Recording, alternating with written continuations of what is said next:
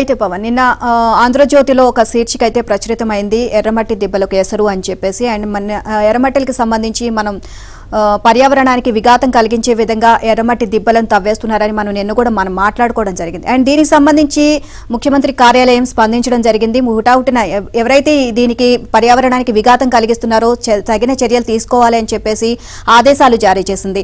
ఇక joint collector అక్కడికి వెళ్లడం మొత్తం కూడా అధికారులను నిలదీయడం జరిగింది. పలు ప్రశ్నలు కూడా సంధించారు. ఎవరు కూడా సమాధానం చెప్పకుండా తలదించుకోవడం జరిగింది. అంటే సమాధానం చెప్పలేని పరిస్థితిలో ఉన్నారు అంటే అక్కడ తప్పు జరుగుతున్నా సరే మేమేమి చేయలేకపోయాము అన్న ఉద్దేశం అయితే అక్కడ కనిపిస్తుంది. సో దీనికి హుటాహుటిన ఇమ్మీడియట్ గా ఇద్దరికి ఆయన నోటీసులు ఇచ్చారు. ఒకరిని సస్పెండ్ చేయడం కూడా జరిగింది. సో పర్యావరణానికి విఘాతం కలిగించే విధంగా ఎవరు ఎటువంటి అక్రమాలకు పాల్పడినా సరే చర్యలు తీసుకుంటామని చెప్పి హెచ్చరికలు జారీ చేశారు. ఇంకా మరికొంతమంది పైన కూడా వేటుపడే అవకాశాలు కూడా కనిపిస్తున్నాయి.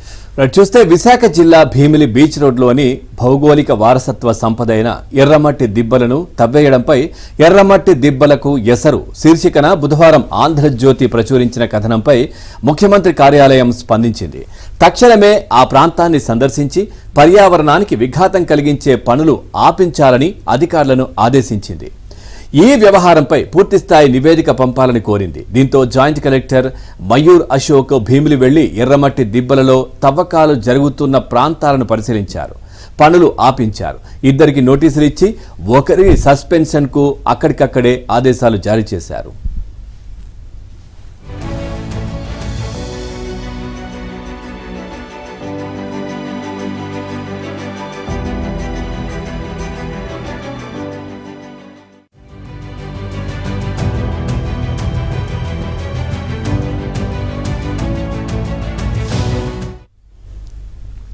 ఇక అక్కడికి వచ్చిన భీమిలి తహసీల్దార్, జీవీఎంసీ జోనల్ కమిషనర్లపై జాయింట్ కలెక్టర్ మయూర్ అశోక్ ప్రశ్నల వర్షం కురిపించారు.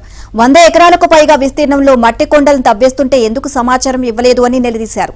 ఈ భూమి తమదిగా చెప్పుకుంటున్న భీమిలి కోఆపరేటర్ బిల్డింగ్ సొసైటీకి మట్టి తవ్వకాల కోసం ఎవరు అనుమతులు ఇచ్చారు అని జేసీ ప్రశ్నించారు. దానికి సమాధానం చెప్పలేక అటు రెవెన్యూ ఇటు జీవీఎంసీ అధికారులు తలలు దించుకున్నారు.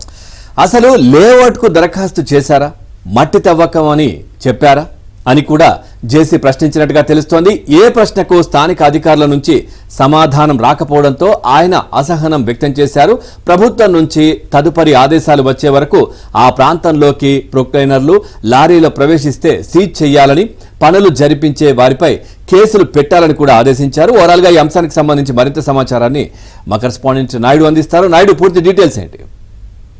పవన్, నిన్న ఏబిఎన్ ఆంధ్రజ్యోతిలో వచ్చినటువంటి ఏదైతే ఈ అక్రమాలకు సంబంధించిన విషయాలపైన ఏదైతే ఎర్రమట్టి దిబ్బల తవ్వకాలకు సంబంధించి సీఎంఓ స్పందించింది. అలాగే ఇక్కడ స్థానిక ఎమ్మెల్యే గడ్డ శ్రీనివాసరావు స్పందించారు, జిల్లా అధికారులు కూడా స్పందించారు. వీళ్ళంతా కూడా ఆ ప్రాంతానికి వెళ్లి సందర్శించడం జరిగింది. వెంటనే ఆ పనులన్నీ నిలిపివేయాలని చెప్పి ఆదేశాలు ఇవ్వడంతో పాటు కలెక్టర్ ఆధ్వర్యంలో దీని మీద ఒక కమిటీ వేయాలని, అసలు నిజ నిర్ధారణ చేయాలని చెప్పడం జరిగింది. అలాగే వాస్తవంగా గతంలో ఏదైతే ఉన్నాయో అక్కడ సంబంధించినంత వరకు గతంలో ఏదైతే వీళ్ళకి భూమి కేటాయించే సమయానికి అవి హెరిటేజ్ సైట్ అనే విషయం ప్రభుత్వానికి కానీ ఎవరికి తెలియకపోవడం వల్ల అప్పుడు పొరపాటుని దీన్ని కేటాయించడం జరిగింది. సుమారుగా చారిత్రక ఆధారాల ప్రకారంగా 1000 హెక్టార్లు అంటే 2000 ఎకరాల్లో ఈ హెరిటేజ్ సైట్ ఉంటుంది. కేవలం ఒక 276 ఎకరాలు మాత్రమే దాన్ని పూర్తి చేసి మిగతాది సొసైటీ కేటాయించారని చెప్తున్నారు. అయితే సొసైటీ 10 సంవత్సరాల క్రితమే కేటాయించినప్పుడు కూడా అక్కడ అనుమతులు చేయాలంటే ఖచ్చితంగా పర్యావరణ అనుమతులు తీసుకోవాలి, మైనింగ్ అనుమతులు తీసుకోవాలి. అలాగే హెరిటేజ్ సైట్ కాబట్టి బఫర్ జోన్ వదిలి దాని మీద నిర్మాణాలు చేపట్టాలి, మట్టి తవ్వాలంటే మైనింగ్ అధికారుల అనుమతులు తీసుకోవాలి. ఇవేమీ తీసుకోకుండా కేవలం గత ప్రభుత్వ హయాంలో 6 నెలల క్రితం దీనికి కేవలం ఒక జీవీఎంసీ కొంత డబ్బులు కట్టి ఆటోమేటిక్ అప్రూవల్ కింద దీన్ని తీసుకొని తవ్వకాలు చేస్తున్నారు. అయితే ఈ తవ్వకాలకు సంబంధించి అధికారులు మాత్రం ఎక్కడ మేము అనుమతులు ఇవ్వలేదంటున్నారు. బట్ 6 నెలల నుంచి పనులు జరుగుతున్న కనీసం ఆ వైపుగా ఎందుకు వెళ్ళలేదు, ఏం చేయలేదని చెప్పి నిన్న ఏబిఎన్ ఆంధ్రజ్యోతిలో వచ్చినటువంటి కథనాన్ని చూసినటువంటి సీఎంఓ స్పందించడం జరిగింది. సో హుటాహుటిన అక్కడ జాయింట్ కలెక్టర్ ని అలాగే అధికారులు వీళ్ళందరినీ పంపించారు. అయితే అక్కడ ఉన్నటువంటి స్థానిక జీవీఎంసీ అధికారులు కానీ, రెవెన్యూ అధికారులు కానీ దీనిపైన ఎలాంటి సమాధానం చెప్పలేదు. ఖచ్చితంగా గత ప్రభుత్వ హయాం జరుగుతూనే జరిగింది. అయితే ఇందులో ఇంకా ఆరోపణలు వస్తున్నాయంటే కొంతమంది ఎవరైతే గత ప్రభుత్వ హయాంలో ఉన్నటువంటి కొంతమంది పెద్దలు అలాగే ఉన్నటువంటి కొంతమంది ఐఏఎస్ అధికారులు దన్నుతోనే ఇదంతా చేశారు. అందుకోసమే ఇదంతా బయట రాకుండా ఇన్నాళ్ళ నుంచి సాగుతుంది. అక్కడ ఇంపాక్ట్ ప్రతినిధులు వెళ్లడంతో ఇది వెలుగులోకి వచ్చింది కాబట్టి దీని మీద చర్యలు తీసుకోవాలని చెప్పడం జరిగింది. ఒక ఎక్స్పర్ట్ కమిటీ వేయమన్నారు. అందుకే మరోవైపు పెడితే అసలు సాధారణంగా 276 ఎకరాలు కాదు 2300 ఎకరాల్లో ఉంటుంది.